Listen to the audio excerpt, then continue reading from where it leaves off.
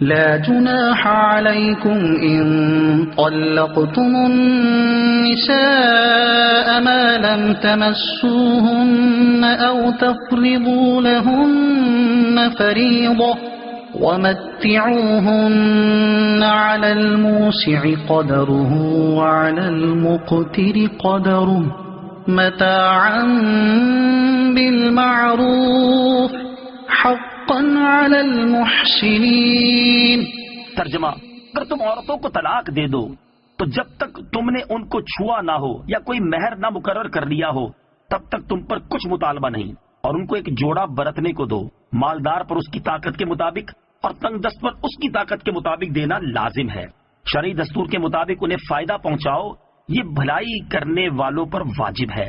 ما لم تمسوہن، اور جب تک تم نے انہیں نہ چھوا ہو۔ تفسیر صراط الجنان میں ہے، آیت میں مہر کے چند مسائل کا بیان ہے۔ جس عورت کا مہر مقرر کیے بغیر نکاح کر دیا گیا ہو، اگر اس کو ہاتھ لگانے سے پہلے طلاق دے دی تو کوئی مہر لازم نہیں، ہاتھ لگانے سے ہم بستری کرنا مراد ہے۔ اور خلوت صحیحہ بھی اسی کے حکم میں ہے۔ یہ بھی معلوم ہوا کہ مہر کا ذکر کیے بغیر بھی نکاح درست ہے، مگر اس صورت میں اگر خلوت صحیحہ ہو گئی یا دونوں میں سے کوئی فوت ہو گیا تو مہر مثل دینا واجب ہے، بشرطے کہ نکاح کے بعد انہوں نے آپس میں کوئی مہر طے نہ کر لیا ہو اور خلوت صحیحہ سے پہلے طلاق ہو گئی تو 3 کپڑوں یعنی کرتا، شلوار اور دوپٹے پر مشتمل ایک جوڑا سوٹ دینا واجب ہوتا ہے۔ یہاں آیت میں اسی کا بیان ہے، اور اگر جوڑے کی جگہ اس کی قیمت دے دے تو یہ بھی ہو سکتا ہے۔ نیز جس عورت کا مہر مقرر نہ کیا ہو اور اس کو خلوت صحیحہ سے پہلے طلاق دے دی ہو، اس کو تو جوڑا دینا واجب ہے، اور اس کے سوا ہر مطلقہ کے لیے مستحب ہے۔ علی الموسع قدرہ، مالدار پر اس کی طاقت کے مطابق دینا لازم ہے۔ امیر و غریب پر ان کی حیثیت کے مطابق جوڑا دینے کا حکم ہے، یعنی اگر مرد و عورت دونوں مالدار ہوں تو جوڑا اعلیٰ درجے کا ہو، اور اگر دونوں محتاج ہوں تو جوڑا معمولی درجے کا، اور ایک مالدار ہو اور ایک محتاج تو جوڑا درمیانے درجے کا ہو۔ وَإِن طَلَّقْتُمُوهُنَّ مِن قَبْلِ أَن تَمَسُّوهُنَّ وَقَدْ فَرَضْتُمْ لَهُنَّ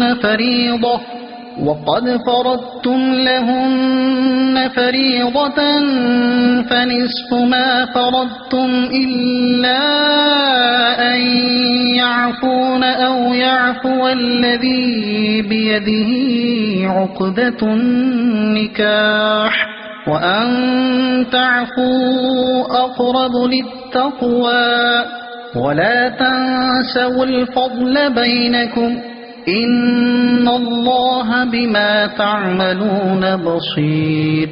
ترجمہ: اور اگر تم عورتوں کو انہیں چھونے سے پہلے طلاق دے دو اور تم ان کے لیے کچھ مہر بھی مقرر کر چکے ہو تو جتنا تم نے مقرر کیا تھا اس کا آدھا واجب ہے، مگر یہ کہ عورتیں کچھ مہر معاف کر دیں یا وہ شوہر زیادہ دے دے جس کے ہاتھ میں نکاح کی گرہ ہے۔ اور اے مردوں، تمہارا زیادہ دینا پرہیزگاری کے زیادہ نزدیک ہے، اور آپس میں ایک دوسرے پر احسان کرنا نہ بھولو، بے شک اللہ تمہارے کام دیکھ رہا ہے۔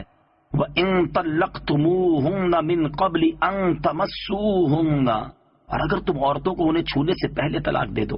اس آیت میں 6 چیزیں بیان کی گئی ہیں۔ نمبر 1، اگر مہر مقرر ہو اور عورت کے قریب جائے بغیر اسے طلاق دے دی تو مقرر کردہ مہر کا نصف یعنی آدھا دینا پڑے گا۔ مثلا 10,000 مہر تھا تو 5,000 دینا ہوگا۔ نمبر 2، اگر عورت اس آدھے میں سے بھی کچھ معاف کر دے تو جائز ہے۔ نمبر 3، شوہر اپنی خوشی سے آدھے سے زیادہ دے دے تو بھی جائز ہے۔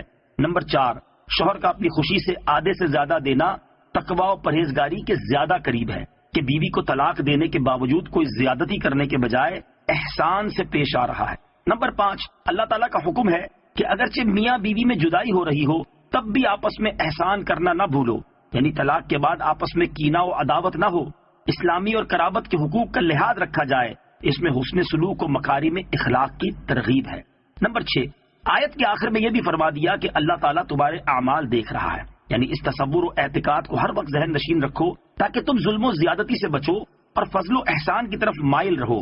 سبحان اللہ، کتنی پیاری تعلیم ہے۔ طلاق کا معاملہ اتنا شدید ہوتا ہے کہ عموماً دونوں فریق جذبہ انتقام میں اندھے ہوتے ہیں اور ایک دوسرے کو جان سے مار دینے کے خواہش مند ہوتے ہیں، لیکن اللہ تعالیٰ یہاں پر بھی آپس میں حسن سلوک کا حکم فرما رہا ہے، اور اس میں بھی خصوصاً مرد کو زیادہ تاکید ہے کیونکہ زیادہ ایذا عام طور پر مرد اور اس کے خاندان کی طرف سے ہوتی ہے۔